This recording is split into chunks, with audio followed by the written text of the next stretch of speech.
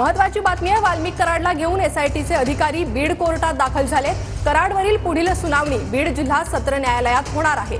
थोड्याच वेळात या सुनावणीला सुरुवात होणार आहे। बीड हत्या प्रकरणात एसआयटीने आता कराडचा ताबा घेतलाय।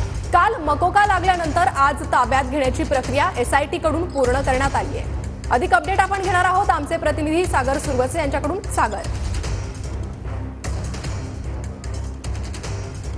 पर्यंत आपण पाहिलं की खरं तर काल वाल्मिक कराडवरती जे आहे ते केस कोर्टामध्ये सुनावणी झाली आणि त्या दरम्यान खंडणीमध्ये त्याच्यावरती काल सविस्तरपणे सुनावणी जी झाल्याचं पाहायला मिळालं। त्यानंतर त्याला न्यायालयीन कोठडी जी आहे ती देण्यात आलेली होती। मात्र या ठिकाणी एसआयटीच्या टीमने न्यायाधीशांसमोर आणि न्यायालयाकडे अर्ज दाखल केला। त्यामध्ये त्यांनी एक महत्त्वाची माहिती अशी दिली की वाल्मिक कराडवरती मकोका अंतर्गत आम्ही कारवाई केलेली आहे। त्याचबरोबरीनं संतोष देशमुख जे सरपंचांची हत्या झाली त्यांच्या हत्येच्या संदर्भात देखील वाल्मिक कराडचा संबंध कशा पद्धतीने आहे का याची देखील चौकशी त्यांना करायची होती। यासाठीच काल या ठिकाणी केस कोर्टामध्ये जे आहे ते सेशन कोर्टात या संदर्भातला अर्ज दाखल केला आणि त्यानंतर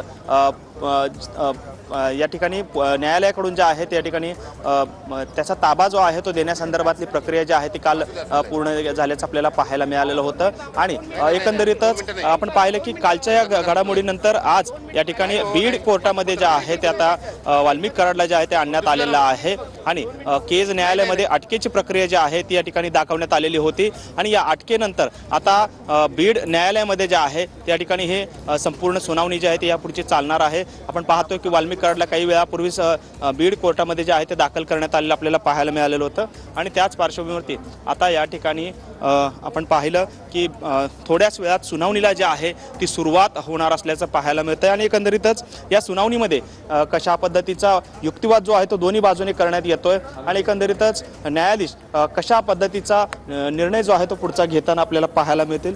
खरं तर काही वेळामध्ये ही सुनावणी जी आहे ती सुरू होणार आहे। वाल्मिक कराड याच्यावर खरं तर 302च्या खुनाच्या गुन्ह्यामध्ये देखील हा संपूर्ण खटला जो आहे तो आता या ठिकाणी बीड कोर्टामध्ये चालणार आहे आणि या एकंदरीतच या बीड कोर्टामध्ये कशा पद्धतीचा युक्तिवाद जे आहे ते दोन्ही बाजूचे वकील या ठिकाणी करतील। सरकारी वकील देखील या ठिकाणी आपला युक्तिवाद करतील आणि या संपूर्ण युक्तिवादानंतर न्यायाधीश काय निर्णय घेतात। वाल्मिक कराडचा एकंदरीत ताबा जो आहे तो आता एसआयटी कडे आहे आणि 302च्या गुन्ह्यामध्ये त्याच्यावरती हा संपूर्ण या ठिकाणी हा खटला चालणार आहे आणि या ठिकाणी युक्तिवाद देखील दोन्ही बाजूने होणार असल्याचं आपल्याला पाहायला मिळेल।